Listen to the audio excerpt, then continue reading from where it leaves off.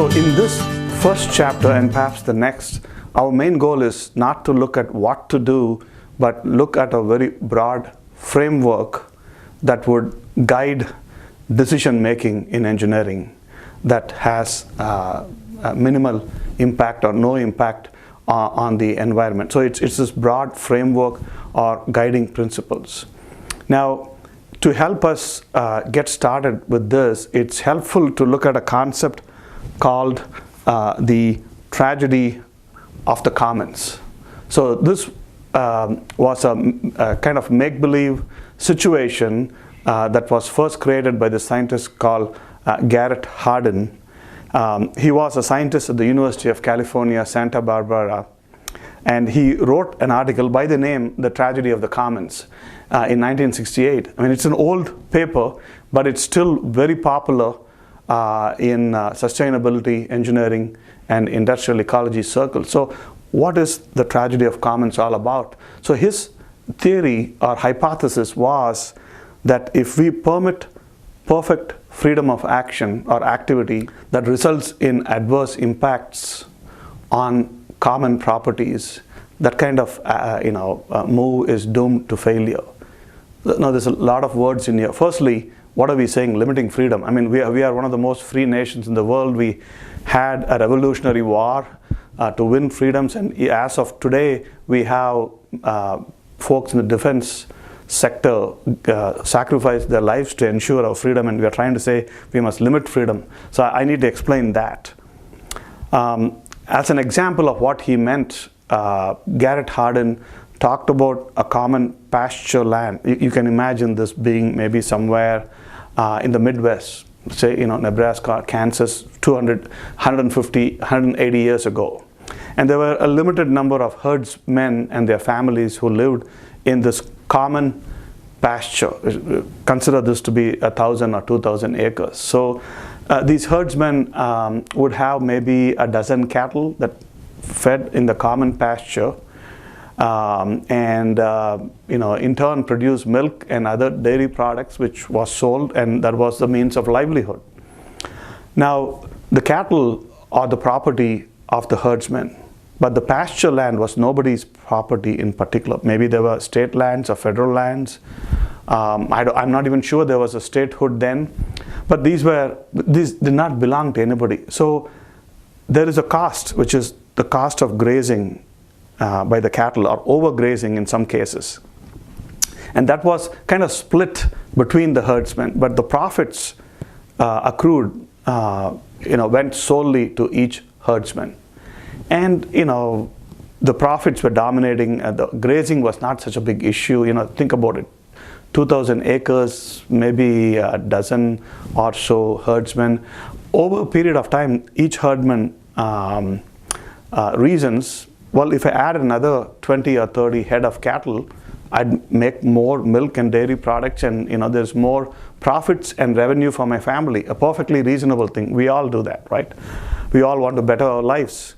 So they add more cattle, and year after year, more cattle gets added by the existing herdsmen. But in the meantime, other herdsmen from elsewhere come to this pasture land because they have heard of the success of these folks. So you can do the math. Over a period of time, 50 years, there are more herdsmen, there are more cattle. What do you think will happen?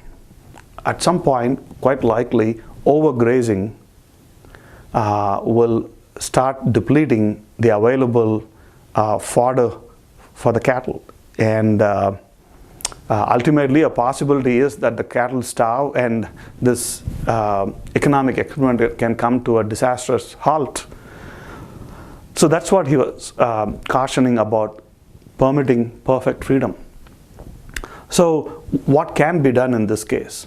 Clearly, what seems to be the answer is you need some kind of rules, some kind of protocol. How many cattle per herdsman, how much grazing can be done on a weekly basis or a monthly basis, some rules of engagement. I'm not suggesting that the ones I provided as examples are the perfect ones, but you get the picture. You need some code of engagement. It's just like planes trying to land in an airport. If there are 10 planes, they cannot all decide to land at the same time. You'll have a disaster. There has to be a protocol, right? You have air traffic controllers.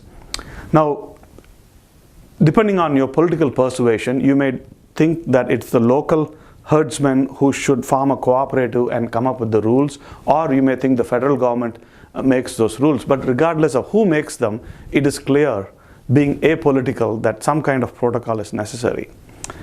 And so that is what we are cautioning in terms of things that have to do with the environment. Freedom, we are the most free nation in the world. I have freedom, right? I can swing my arm. But my freedom immediately ends when the next guy or gal's nose begins, right? If I swing my hands and break their nose, there will be a definite consequence. I cannot claim my freedom to swing my arms gives me the right to break somebody's nose. Bringing us closer to today's world, another scientist by the name of Harvey Brooks from Harvard gave an example of a modern commons. So common property, commons, etc. refers to resources, properties that is enjoyed by everybody. He talked about the roadway networks in a city. Right? Take Austin as an example. Austin provides, and the neighboring towns provide employment for a lot of people. Many of these people don't necessarily live in Austin.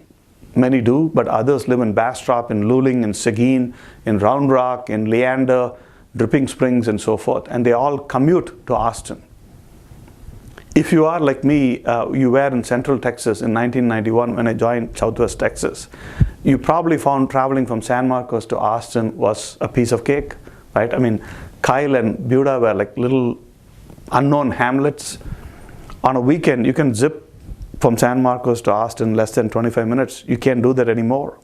In fact, if you do, like I do, live in South Austin, Onion Creek, and you are driving towards Texas State, in the opposite direction, you will find traffic backed up for a long, long way. Initially, traffic used to back up by the time you reached Ben White. Then it moved to William Cannon. Then it moved to Slaughter Lane, and then it moved to Slaughter Creek. Now it really starts at Buda. The beginnings of it can be seen by Kyle Crossing. It's terrible. It will take you, if you left home in San Marcos around 6:30 in the morning, it will take you a good hour to get to your place of work. That is assuming there is no traffic or construction. If that is the case, it will be even worse. So, you know, we all own our own vehicles. We have perfect freedom. You know, I think most of our families have as many vehicles as there are adults, right? We do this why? Because it provides us privacy. In a public transportation, you know, there are people looking at you, there are people listening to what you're saying. Many of us feel, you know, we have a concept of space.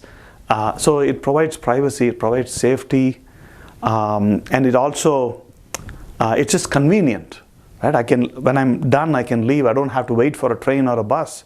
All good reasons. With low density of traffic, this works beautifully.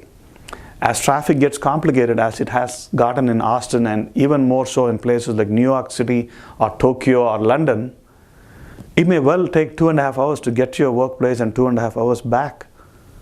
And so clearly in that case, motor ownership is not much preferred. There are people in New York City who will happily tell you they do not own a vehicle.